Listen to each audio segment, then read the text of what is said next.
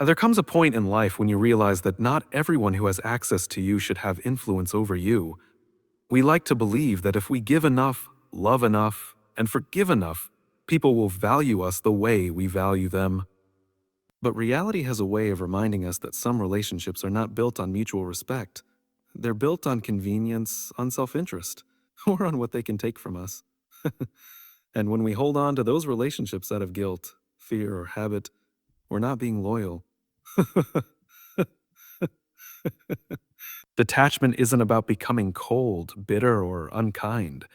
It's about reclaiming your emotional energy so that it can be invested in places that honor it. It's about recognizing when you've been giving your best to someone who isn't giving you their minimum. And it's about finding the courage to walk away, not because you hate them, but because you love yourself enough to stop shrinking in spaces that refuse to grow with you. This is the battle so many of us fight quietly. We don't talk about it because it's uncomfortable to admit that people we've trusted, cared for, or even loved deeply might not deserve the same access to our hearts anymore. But if you want to protect your peace, if you want to preserve your mental health, and if you want to live with purpose and clarity, then learning the art of emotional detachment isn't just an option, it's a necessity. And today, we're going to walk through exactly how to do it, step by step, not in theory, but in a way that you can start practicing immediately. You ever notice how certain people always leave you feeling drained after you've been with them?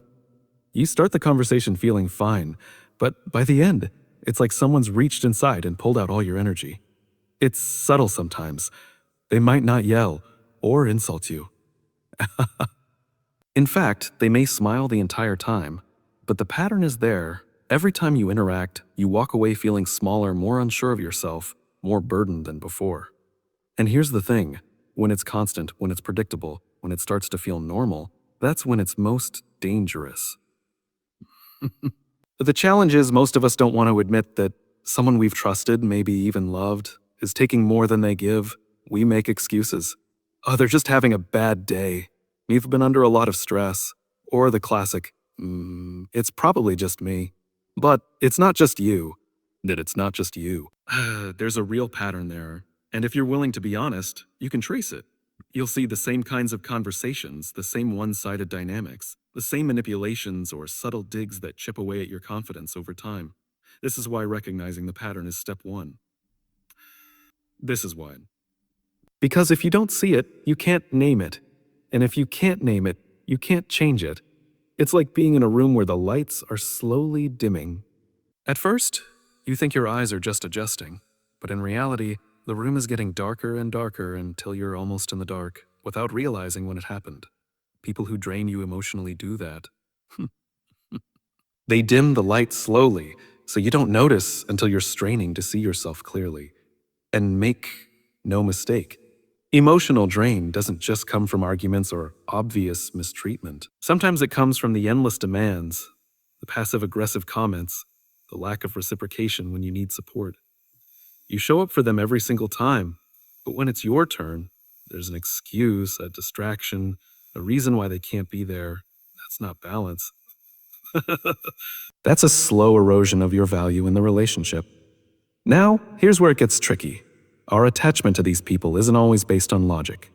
It's based on emotional investment. You've already given time, love, effort. Your history together becomes the chain that holds you in place. You think, but they've been in my life for years. I can't just walk away. But history doesn't equal health. 10 years of being drained is still 10 years of being drained. Length of time you've known someone doesn't make the pattern any less damaging. And here's what I've learned. When you start to recognize those patterns, your brain will try to bargain with you.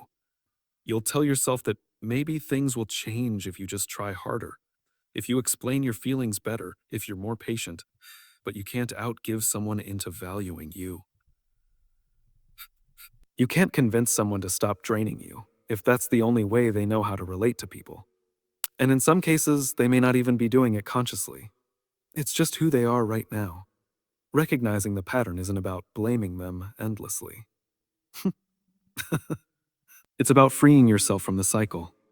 It's about saying, I see this clearly now. and I refuse to keep pretending it's not happening. Because once you see it, you can't unsee it. Once you know the impact it's having on your mind, your emotions, and your self worth, you realize something powerful. You have a choice. That choice might not be easy. It might mean distancing yourself from someone you once thought would be in your life forever. Forever. It might mean saying no when you've always said yes. It might mean breaking the habit of answering every call, every text, every emotional emergency they throw at you. But here's the truth: you can't keep giving your energy away to people who don't know how to handle it with care. Your energy is your life. The people you allow close to you shape your thoughts, your beliefs, your sense of self. If the pattern you're seeing is one that leaves you feeling less valued, less seen, and less safe, and then it's time to start stepping back. You can't heal in the same environment that's hurting you. And you can't grow if you're constantly pouring into someone who pokes holes in your bucket while you're trying to fill theirs. The first step to emotional detachment isn't cutting people off, it's clarity. And clarity comes from paying attention to how you feel after each interaction. Patterns don't lie. If it drains you every time, it's not a one time event, it's who they've chosen to be with you. And you get to choose whether or not you'll keep allowing it. Froe. Because the truth is, the moment you recognize the pattern is the moment you reclaim your power. And power is the very thing they've been draining from you without you even realizing it. It starts with noticing, it grows with acknowledging, and it ends with deciding that your peace is worth more than their pattern. Sometimes the hardest thing about detaching isn't walking away physically, it's breaking free mentally. You can leave someone's house, their phone number, their social media, but still carry them around in your mind every single day. That's because our minds don't always move at the same pace as our feet. And when you've invested time, energy, and love into someone who didn't value you, your brain still tries to make sense of it. It replays the conversations, it analyzes the what if they's, it searches for closure that may never come. But here's the truth: mental detachment doesn't happen by accident, it's an intentional act. We live in a world that constantly tells us, don't think about it, just move on. But anyone who's been deeply connected to another person knows it's not that simple. Telling yourself to stop thinking about them is like telling yourself, don't think about pink elephants. The more you try to suppress it, the louder it echoes. What you need instead is a strategy, a way to retrain your mind so that their influence fades, not because you force it, but because it's replaced with something better. The first step is to stop feeding the connection. Every time you check their profile, reread their old messages, or accidentally bump into their friends, you're giving your mind fresh fuel to keep them alive in your thoughts. Detachment means cutting off that supply line. And yes, at first it will feel like withdrawal. You'll feel the itch to peek, to reach out, to check in. But if you push through those urges, something powerful happens. Your mind starts to create space. And when there's space, there's room for new things, new habits, new perspectives, new people. One of the most effective ways to mentally detach is to redirect your attention towards something meaningful to you. That could be a new project, a new skill, or even strengthening other healthy relationships in your life. Your brain craves stimulation, and if it doesn't get it from them, it will look for it elsewhere. That's when you begin to feel your emotional grip loosening. Not because you tried to erase them, but because your life became too full for them to remain the center of it. Another thing we don't often talk about is the power of reframing the story in your head. When we stay mentally attached to someone who didn't treat us right, it's often because we keep remembering the best parts, the moments that felt magical. But if you want to break free, you have to remember the whole picture. That means being honest about the hurt, the neglect, the way they made you feel small. Not to dwell in bitterness, but to remind yourself why detaching is necessary. Your mind can't let go of what it keeps romanticizing. Then there's the trap of seeking closure. Many people never detach because they're waiting for an apology, an explanation, or a conversation that will make it all make sense. But the brutal truth is, closure rarely comes from the other person. It comes from within. It's the moment you decide, I don't need them to acknowledge my worth for me to know I have it. That's not a one-time decision. It's something you'll have to reaffirm every time your thoughts drift back to them. Detaching mentally doesn't mean you stop caring altogether. It means you stop giving someone the power to occupy your mind rent free. It's not about erasing the past, it's about choosing not to live there. And when you finally get to that point, when their name no longer sends a wave of emotion through you, you'll realize that the battle was never just about them. It was about reclaiming control over your own headspace. So, if you find yourself stuck in that mental loop, remember this: your thoughts are like the steering wheel of your life. Whoever you let sit in the driver's seat is the one determining where you're headed. If the wrong person is still holding it, it's time to take it back. Because your mind was never meant to be a storage unit for people who mistreated you. It's meant to be a launch pad for the life you deserve. And the moment you decide to reclaim it, you've already won. Do you want me to now expand key point 4 in the same style so it flows seamlessly with this? Yeah. Sometimes the hardest thing about letting go of someone who doesn't deserve you isn't the physical separation, it's the mental and emotional residue they leave behind. You might not see them anymore, but they live rent free in your head. Every time you replay the conversations, every time you think about what you could have said or done differently, you're giving them another piece of yourself. And here's the truth: emotional detachment doesn't begin when they walk away. It begins when you stop letting them control the narrative in your own mind. Think about how much mental energy you've spent on someone who wasn't willing to give you even a fraction of that in return. It's exhausting. It's like carrying a backpack filled with bricks. And the kicker is, you're the one putting the bricks in there. Every what if? Every maybe they'll change? Every I just don't understand why? That's another brick. And at some point, you've got to decide: am I going to keep hauling this weight around, or am I going to put it down and start walking lighter? Here's where it gets challenging. Detachment isn't about pretending it never mattered. It's not about becoming cold or unfeeling. Tiuia. It's about seeing the situation for what it actually is, not what you hoped it would be. Because when you live in that a hope version of the story, you're not seeing the reality. And reality has a funny way of freeing you if you're willing to face it. Now, facing reality often means confronting the truth that some people are not going to give you closure. They're not going to apologize, they're not going to acknowledge the harm they caused. And that's where a lot of people get stuck.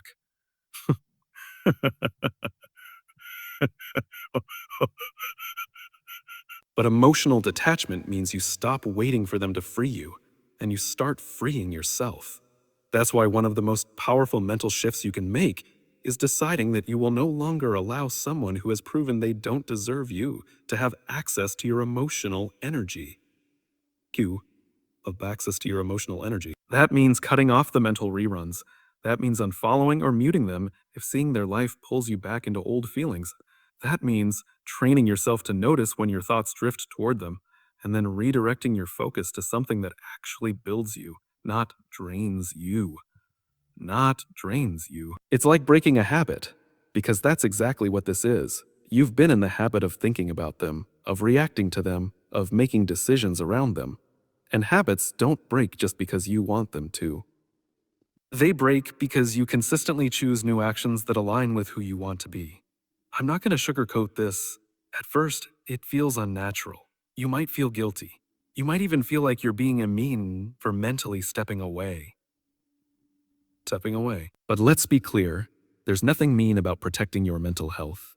There's nothing cruel about choosing peace over chaos. And one of the ways you solidify this detachment is by building a vision of what your life looks like without that person taking up space in it. What are you doing with all the mental energy you get back? Who are you becoming now that you're not orbiting around their moods, their approval, their validation? The clearer that vision becomes, the less tempting it is to keep going back to the old cycle. Over time, you'll realize something powerful. Emotional detachment doesn't feel like loss. It feels like freedom.